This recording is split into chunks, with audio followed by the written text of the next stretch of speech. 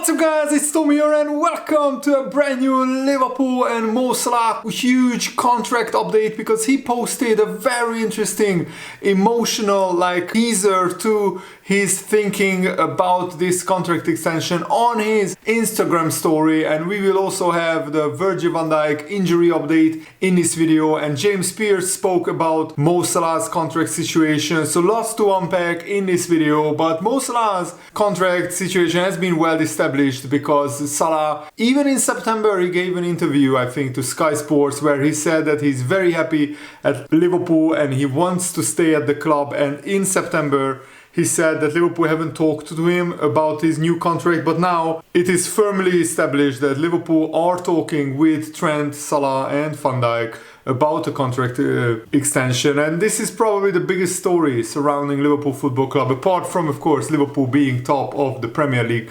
table, that three of our biggest players have a little bit more than 6 months left on their contracts, which is an absolute disastrous situation to be in. Some even call it catastrophic that Liverpool are in this situation. And Mo Salah said in this interview in September that this is his last season as it stands at Liverpool, because until he signs a new contract, that's the case. Reports indicate that that Liverpool are now in negotiations with Salah, and Salah is wanting 3 more years at Liverpool, whilst Saudi Arabia are lining up a world-leading wage offer to try and get him to sign a contract in Saudi Arabia. Anyone in that situation would find it a difficult decision to make, because Salah is being offered a bigger contract than what Cristiano Ronaldo is earning in Saudi Arabia. And if you know how much Ronaldo is earning, it's absolutely ridiculous. So Salah definitely will think about their offer even at this stage of his career. So the big dilemma that Salah has is, do you take that offer from Saudi Arabia? And that would see Salah earn more money from playing football than any other footballer in the history of the world ever has. Or do you stay at the club where you became one of the greatest players of all time and you are already a legend, but you can cement your legacy even more, you can break more records, you can break more Premier League records, Liverpool records, you can compete for the Premier League and Champions League titles for the next 2 or 3 years. And it looks like Salah himself doesn't really know what to do, because earlier he posted a paragraph from a book he was reading in Arabic on his Instagram story.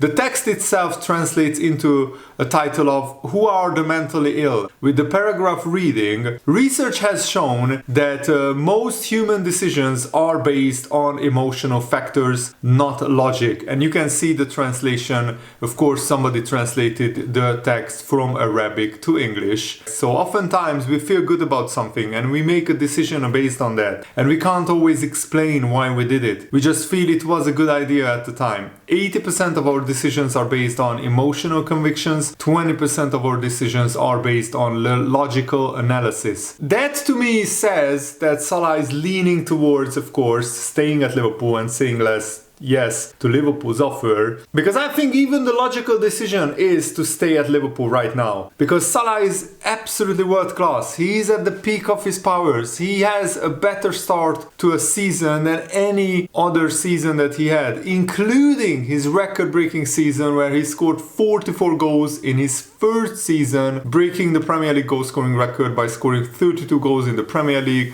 and 12 other goals in other competitions. And even that season, he hasn't started the season as well as this one, where he has 10 goals and 10 assists in 16 games, something like that. So even the logical decision, I think, right now is to stay at Liverpool, because until Salah starts to decline, he can still contribute massively to Liverpool's cause, and he would be an even bigger legend if he wins the Premier League again, or if he wins the Champions League again. Either one of those trophies, and Salah definitely cements his legacy. I think to be talked about as one of the all-time Premier League greats, I mean, Salah deserves more respect. The way that he's talked about by some pundits is absolutely ridiculous. Troy Deeney called Salah not not world class. I mean, if Salah is not world class, then nobody is world class in the world right now, because Salah is the definition of world class. And I think, in my opinion, the emotional decision, of course, is to stay at Liverpool. He still has a lot to offer. Why would he go to Saudi right now when he's still at the peak of his powers? He can get that big contract 2 years from now, when maybe he starts declining. But who knows, even in 2 years, Salah might still be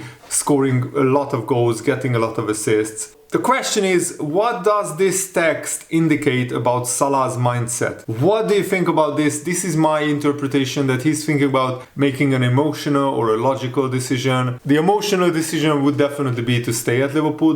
Is the logical decision to go to Saudi Arabia? Maybe in Salah's eyes it is, but I don't think so, because he still has so much to offer. He still can compete at the highest level of European and English football. So why would he go to Saudi right now? For the money? I mean, he is earning more than almost anyone in the world. He's in the top 1% or 0.1% in terms of personal wealth. So he should think about legacy, he should think about legendary status, the history of Liverpool, the records that he is about to break, and the emotional connection that he has with the city, with the fans. His whole family is very happy. He has a wife, he has kids, and his whole family is very happy at Liverpool. So why would he go right now? So this paragraph suggests that they're making a decision based on emotional conviction is maybe the wrong thing to do. Yet you could argue that staying at Liverpool is an emotional decision because of the history of Liverpool Football Club and because of Salah's history at Liverpool, but also that leaving the glory and sporting success that Liverpool could be set for over the next few years to earn more than Cristiano Ronaldo's 167 million a year salary is certainly based on an emotional aspect. Because turning down that kind of contract seems, an emotional decision.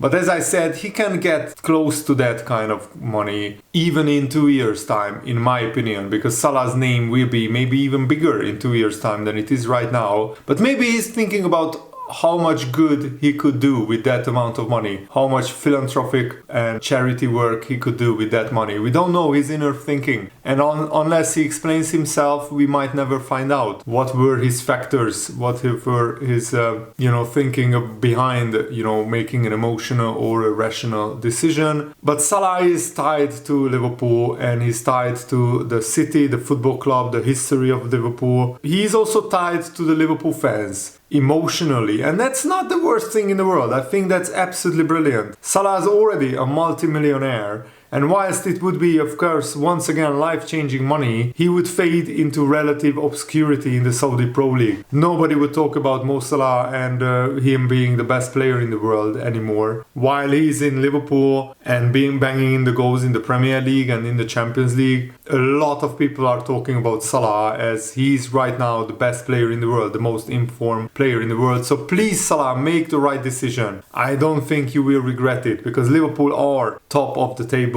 Peter Moore, a former CEO of Liverpool, also offered a message of hope when addressing the matter of Liverpool's big three stars' expiring contracts. I know the ownership FSG is working feverishly to get deals done with all three, and whether it is all three or two of the three or one of the three, I don't know how many of them will sign a new contract, but you look at those players, and what I do like is they all seem dedicated to Liverpool right now, and there is nobody, particularly those three, that has taken a game off for some reason. And they are, even in Trent's case, they are the senior citizens, and you look at what they offer. So come January, and particularly in Trent's case, we will see what happens. But I know that the ownership is talking with their respective agents, I'm sure feverishly, but it won't be cheap. Yes, it won't be cheap extending the contracts of these players, but it will be even more expensive to having to replace them. I mean, it's just common sense. If you lose Salah, you have to sign a player who can score 20-25 goals a season, and that costs an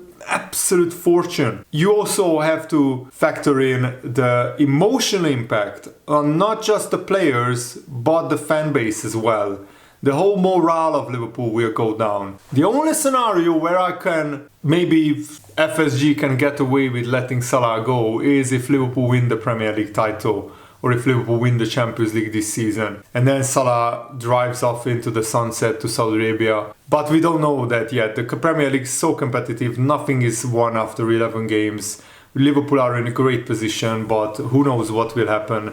And I believe Liverpool can win the title. It's not a guarantee. So I think tying down all three of these players' contracts is absolutely massive. Liverpool still have hope because the Times, Paul Joyce, Liverpool-based journalist, said that Liverpool are continuing to engage in talks over all of these players' contracts. But it's worrying that now we are in the middle of November, like in the second part of November, almost in December, and still no official announcement on any of these players' contracts. James Pearce was also asked in a recent Q&A, do you think it makes sense to extend Mo Salah's contracts for 2 years rather than let him go on a free transfer next summer and buy a replacement with a similar profile? Wouldn't it be more expensive and less effective to replace him? And James Pearce's answer was, Liverpool want to keep Salah and the player is keen on staying put. It comes down to whether both parties can agree a compromise in terms of the basic salary, the bonus structure and the length of the contract. After his match-winning contribution against Aston Villa, I thought a 2-year extension on similar terms to his current contract would make sense. That would take him up to his 35th birthday in 2027. Physically, Salah is a machine. His output is remarkable, but if he wanted a significant pay rise or longer than an extra 2 years, then that's a real dilemma. He can't defy, getting old forever. That's a good argument, but you could argue even at 35 years old, if Salah is not an explosive winger anymore, but a playmaker, his passing is absolutely amazing. And if we could finish even better, Salah would have even more than the 10 assists. But in the last 3 seasons, Salah is averaging 15 assists per season, and this season already he has 10 assists in 16 games, so in theory he could get up to 30 or 40 assists even if he keeps getting assists at this rate. Maybe 40 is a little bit of a stretch, but definitely can get 30 assists because we are not even at 1/3 of the way into the season. If money is the main factor, he will go to a club in the Saudi Pro League next summer. Nobody can match the wages on offer there, but if he wants to keep breaking records and play at the highest level in Europe, his options seem very limited. Who else would pay close to £350,000 per week, which is 450,000 euros per week, plus bonuses? Maybe PSG, but would he want to go there? I have my doubts, James Pearce said. I definitely don't think so. Signing a replacement for Salah would be more costly than giving him a 2-year extension. At some point, Liverpool will need to sign his successor anyway, and I can't see them doing that while he's still there. Maybe, maybe not. We shall wait and see. Paul Merson, pundit who used to be an Arsenal player, also weighed in on the situation. The contract situation at Liverpool is getting a bit nervy, isn't it? I got this feeling that one of Trent, Van Dijk or Salah will sign a pre-contract agreement with another club in January. We might not see it in public, but they just might do it. If you've got just 6 months left on your contract and you get injured, what happens then?